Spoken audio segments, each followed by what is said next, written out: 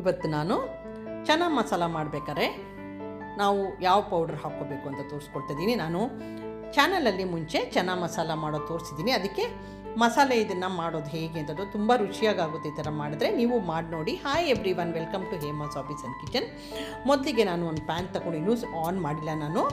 ಅದಕ್ಕೆ 2 ಇಂಚಷ್ಟು ಚಕ್ಕೆ, ಆಮೇಲೆ 1 ಸ್ಪೂನಷ್ಟು ಮೆಣಸು, ಆಮೇಲೆ ಒಂದು ಅರ್ಧ ಸ್ಪೂನಷ್ಟು ಲವಂಗ, 3 ಸ್ಪೂನು ಧನಿಯಾ, ಒಂದು 5 ರಿಂದ 6 ಏಲಕ್ಕಿ, 2 ಕರಿ ಏಲಕ್ಕಿ, 2 ಸ್ಪೂನು ಜೀರಿಗೆ, ಒಂದು ಸ್ವಲ್ಪ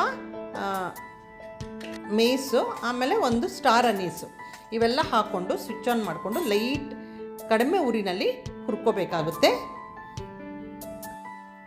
ಇದಕ್ಕೆ 2 ಪಲಾವ್ ಎಲೆ, ಒಣಗಿರೋ ಅಂಥ ದಾಳಿಂಬೆ ಬೀಜ ಬರುತ್ತೆ, ಅದನ್ನು ಹಾಕ್ಕೊಂಡು ಒಂದು ಸ್ವಲ್ಪ 1 ಇಂಚಷ್ಟು ಒಣಶುಂಠಿ, 1 ಸ್ಪೂನಷ್ಟು ಅಜ್ವೈನ ಮತ್ತು ಕೆಂಪೆಣಸಿನ್ಕಾಯಿ ನಾನು ಬ್ಯಾಡಿಗೆ ಹಾಕ್ಕೊಂಡಿದ್ದೀನಿ. ಇದಕ್ಕೆ ಬೇಕಾದ್ರೆ ನೀವು ಕಾಶ್ಮೀರಿ ಚಿಲ್ಲಿ ಕೂಡ ಹಾಕ್ಕೋಬೋದು.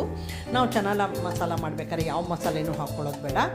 ಧನಿಯಾ ಪುಡಿ, ಚಿಲ್ಲಿ ಪೌಡರ್ ಜೊತೆ ಈ ಮಸಾಲೆ ಹಾಕ್ಕೊಂಡ್ರೆ ತುಂಬ ಚೆನ್ನಾಗಾಗುತ್ತೆ ಚನಾ ಮಸಾಲ ಪೌಡರು. ಇವಾಗ ನಾನು ಇದಕ್ಕೆ 2 ಸ್ಪೂನಷ್ಟು ಕಸೂರಿ ಮೇಥಿ ಹಾಕ್ಕೊಳ್ತಾ ಇದ್ದೀನಿ.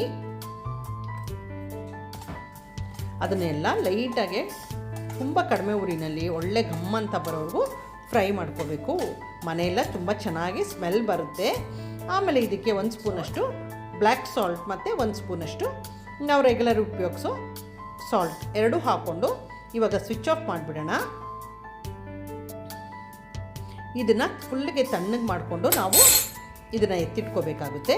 ತಣ್ಣಗಾದಮೇಲೆ ಒಂದು ನಾನು ಸಣ್ಣ ಚಟ್ನಿ ಜಾರ್ ಇದೆಯಲ್ಲ ಅದ್ರಲ್ಲಿ ಚೆನ್ನಾಗಾಗುತ್ತೆ. ಇದನ್ನೆಲ್ಲ ಹಾಕ್ಕೊಂಡು ನಾನು ಇದನ್ನು ಪೌಡ್ರ್ ಮಾಡ್ಕೋತಾ ಇದ್ದೀನಿ. ಪೌಡ್ರ್ ಮಾಡೋ ಮುಂಚೆ ಏನೇನೆಲ್ಲ ಹಾಕ್ಕೋಬೇಕು ನೋಡೋಣ ಬನ್ನಿ. ಇದಕ್ಕೆ ನಾನು ಒಂದು ಅರ್ಧ ಸ್ಪೂನಷ್ಟು ಅರಿಶಿನ, 1 ಸ್ಪೂನಷ್ಟು ಅಮ್ಚೂರ್ ಪೌಡರ್, ಇವೆರಡು ಹಾಕ್ಕೊಂಡು ಇದನ್ನು ಗ್ರೈಂಡ್ ಮಾಡ್ಕೋತಾ ಇದ್ದೀವಿ. ನೋಡಿ ಇವಾಗ ಚನಾ ಮಸಾಲ ಪೌಡರ್ ರೆಡಿಯಾಗಿದೆ. ನೀವು ಬೇರೆ ಇದಕ್ಕೂ ವೆಜಿಟೇಬಲ್ಸ್ಗೂ ಇದನ್ನು ಹಾಕ್ಕೋಬೋದು, ಚೆನ್ನಾಗಾಗುತ್ತೆ. Subscribe to Hema's Office and Kitchen. Thank you for watching my video.